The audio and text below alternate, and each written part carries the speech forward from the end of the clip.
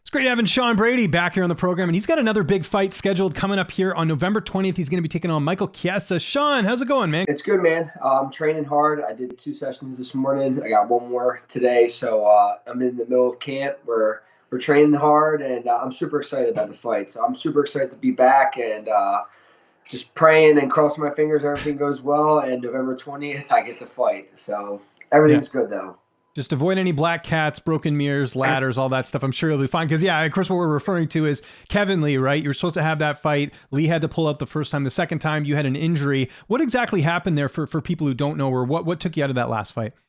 So yeah, I got a staph infection in a cut that I had that was really small on my foot, and it wound up getting into my tendon and into my ankle joint, and I had to have surgery. And so it was I was in the hospital for a week. It was a whole big thing, and I had to be on IV antibiotics for 4 weeks after that. So I had a PIC line in my arm. Luckily my fiance's a nurse, so she was pretty much had to wait on me hand and foot for about 4 weeks. But I'm fully recovered. Everything's good to go now. But I'm living my life a little bit different now in the gyms. I'm wearing wrestling shoes all the time. Like I'm if I have a little scrape on my finger, I got band-aids all over me. So I'm very cautious of skin infections now. So I'm definitely living different, but I'm good now, and everything's good to go. Daniel Rodriguez ended up replacing you against Kevin Lee. He ended up winning. He was the underdog going in. Were you surprised by that, or what did you think of that fight, how it unfolded? Yeah, I thought Kevin was going to look better. Honestly, I wasn't very impressed with him. I was impressed with Daniel. I thought Daniel had a chance to win, but I thought Kevin would have been able to maybe score some more takedowns because he did take him down, but he got reversed a few times. And yeah, I just think that he's like that in betweener where he's too big for 55, but he's too small for 70. And I'm not the biggest 170 pounder, but I mean, I walk around close to 200 pounds, so I'm not sure how big he gets. And it kind of showed. So I'm not sure where he's going to go from here, but if his name ever comes across a piece of paper with mine, I am not signing it. I want nothing to do with that fight ever again. It's cursed. It's not meant to happen. So I got a big fight now, and I'm a lot happier with this fight. Does part of you watch that fight with Daniel Rodriguez and think, man, like that could have been me. I could have gone out there. Like, do you feel like, did that ever cross your mind when watching that fight? Yeah, you know what though? I'm happy, and I'm happy where I'm at because who knows? I could have went out there, beat Kevin Lee, and then somehow this fight with Chiesa wouldn't have aligned, and now it's aligned, and it's a fight I've wanted for a while. I respect Chiesa a lot. He's ranked number 7 in the world. He's beating Kevin wouldn't have done much for me. Beating Michael Chiesa is going to do a lot for me. So it sucks the way it happened, but I'm happy where I'm at, and I'm happy with the fight, and I'm excited to go out there and get a win, and then keep it rolling. Who do you think is the more difficult opponent, Chiesa or Kevin Lee? That's a tough one. Chiesa is very good on the ground, but Kevin Lee, he's tough. Like he's super athletic. He hits hard on the feet. He switches stances. He's a difficult fight. So they're both difficult fights in their own right. But I see me fit. I would have finished Kevin, and I'm planning on doing the same with Chiesa. I have nothing but respect for Chiesa, but I got to make a statement, and that's what I plan on doing. Could be wrong. Isn't Felder good buddies with Chiesa as well? Does that kind of Yeah, complicate things? Because I know you guys are yeah. obviously Felder's a really close friend of yours. Yeah, he is. He's super cool with Chiesa, and obviously me and him are super tight. So he's put in a weird spot. But I seen him the other day at the gym, and he's like, "Listen, man, it is what it is. It's just business. I Yeah. have no ill will towards Chiesa. We're gonna have a good fight, and that's all it is." Yeah. And speaking of Felder, I'm hearing some rumblings, maybe a comeback. I don't know. Like, I know he's doing the triathlon thing, but any insight into that? Is he training at all? Like, I know you mentioned seeing him in the He's gym. getting back to it. He's getting back to it. His itch is finally. He's got to start scratching that itch because he's definitely talking about getting back in the room with us. He's back with our strength and conditioning coach. So I like to see him and Connor. I know that's a fight that would make him want to come back. And Paul's not going to shoot no takedowns on Connor, so Connor he doesn't got to worry about that. So I know that's a fight Paul would come back for. So who knows? We'll see. Okay, well that's interesting. I know he trains for the triathlons, but if he's in an MMA gym, that's probably No, training for. he's getting back in the gyms too, so he's gonna be training. So who knows? There we go, getting some good insight. You got a lot of notice about this fight because I remember it was pretty much announced right after Chiesa fought Luque, right? So you've had like a full camp, more than a full camp for this one. Yeah, yeah. I've known about this for about 11 or 12 weeks. So I'm 6 weeks out now. I've plenty of time. I'm going to be in amazing shape, and I'm going to be coming for a hard 15-minute fight. But I'm planning on getting it done before then. But yeah, I've had plenty of time. UFC let me know, and I knew it was an opportunity I wasn't going to pass up. So as soon as they offered it, we accepted. Chiesa's fought some of the best in the world. He's great on the ground. He's a big welterweight. Like I remember seeing him for the first time, and I'm like, how on earth do you make 155? This was back when he was fighting in that weight class. How do you look at this fight from a style perspective, as far as what you bring to the table against Mike? Yeah, I mean, I think obviously on paper we're both grapplers, but I think I have an edge in just being more athletic, and I think I have the better stand up. So I feel like wherever this fight goes, if it goes to the ground, I think I have the advantage. If we grapple, I feel like I have the advantage. If it stays on the feet, I think I have the advantage. I just think I'm the overall better fighter, which is what I'm supposed to think. But I think it's going to be a grap. I think there's going to be a lot of good grappling exchanges, and I'm looking forward to, like you said, he's an amazing grappler. He's beat some of the best guys, so I'm looking forward to testing out my skills versus his. But I think I'm just going to be a little bit too much for him. Like you said, though, he's made 55 before, but he's a big 170. He's tall, so I just had Neil Magny out here for a week. I was going to ask you about that. I got some big, tall southpaws, so the preparation's going good. Yeah, how do you know Neil Magny? What's the connection there? So Neil was coming in. His mom lives in Philly, and he came out a few years ago and was just like he popped into our gym somehow. And this was before I was in the UFC. And ever since then, we just kind of kept this connection. And he's came out a few times since then. And he just wanted to mix it up and come out here and get in some different training because our team's getting so big. We've got like a good amount of guys in the UFC now, more guys that are going to be there soon. So he wanted to come out and mix it up. And I'm trying to get him to come back out here again before my camp's over because he's such a good look and he's a good dude. And I just love having him in town. Yeah, for sure. Any other type of cross training or different training partners for this camp that you haven't had previously? No, we got a lot of tall southpaws, so we're not really bringing anyone in. Neil, we got some other guys, so yeah, my team is my team. You know, they got me where I am, and I don't plan on going anywhere. You know, we got great guys and great coaches, and it always works out for me. So I'm staying right where I'm at. Who have you been mainly working with for this camp as far as bodies in the gym? So I got Neil. I got a kid. His name's Tommy Majeski. He fights for CFFC. Nice. He's a 6'1" southpaw. He's got a fight coming up. So we got Jonathan Webb's always training with me. We got Andre Petrosky. He's got something coming up, hopefully. So we got a bunch of guys. Everyone's got fights. So the room's been good. Everyone's training hard, and it's all going good. That's awesome. That's why I ask. I always like hearing about the up and comers. So I'll, you mentioned the CFFC. Yeah, it's CFFC. We have guys October 3rd. We have Deshaun Burrell's fighting Kyle Stewart. That just got announced. Did it really? Oh, that's a great fight. It's a good fight, right? It's at 185. That's right. Yeah, so Kyle used to fight at lightweight, believe it or not. Now he's fighting at middleweight. It's crazy.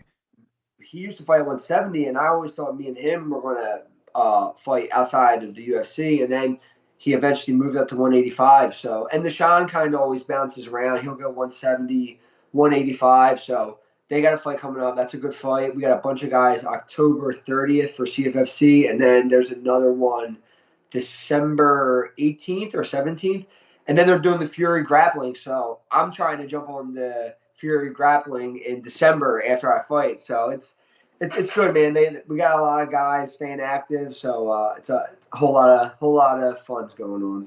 Have you spoken to Eddie Alvarez at all? I know that's a name we haven't heard for a while. I know Eddie was, speaking very highly of you when I spoke to him a couple of years ago. Do you guys still keep in touch at all?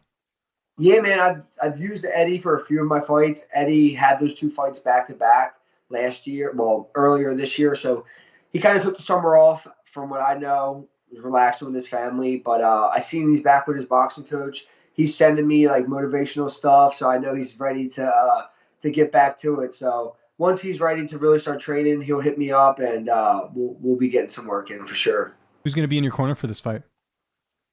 Jonathan Webb, Daniel Gracie, and John Marquez. I have a new wrestling coach too. His name's Cody Hamra. He was Damian Maya's wrestling coach. Oh, So cool. he's out of Edge Hoboken. So we got him coming down. He's been working with us and the guys. So it's good. But my three guys I always have. And then obviously we got Pat Sabatini on the same card as me. So it's going to be nice. It's going to be a good night.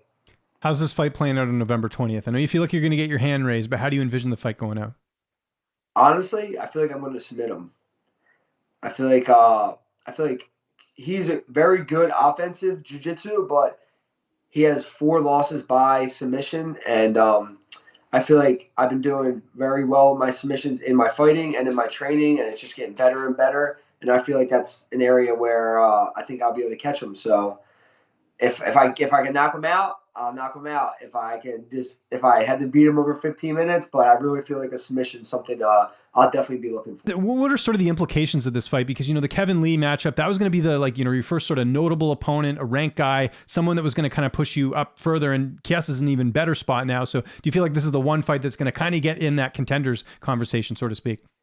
Yeah, I feel like this is the fight that's going to put me there. I feel like after I beat Chiesa, and then my name's going to be in that top 5, and hopefully by the end of 2022, I'll be in title contention. So I feel like this, another one, and then that's going to put my name right in there. Beating Chiesa, that's really going to skyrocket my name, and I think it's what I need for more fan recognition, because everyone that really know about fighting, they know who I am. But to get a little bit more recognition, I feel like after I beat him, I'll get it, and then especially I'll be ranked inside the top 10 at that point, and I feel like that's going to really put me over the top. That was actually going to be my next question. Like, does it bother you at all? Like, you didn't come from Contender Series. You didn't come from LF. Well, I guess you did fight for LFA, but you know what I mean? Like, you're not one of these traditional guys that you hear a lot of hype about from Contender Series or from the Ultimate Fighter. You're a guy that, worked his way through the regional scene, fought tough competition. Remember our first interview, you fought Colton Smith, I think, at the time. Yeah. And now here you are, it's still undefeated. But when you hear of some of the names that they're talking about as future champions,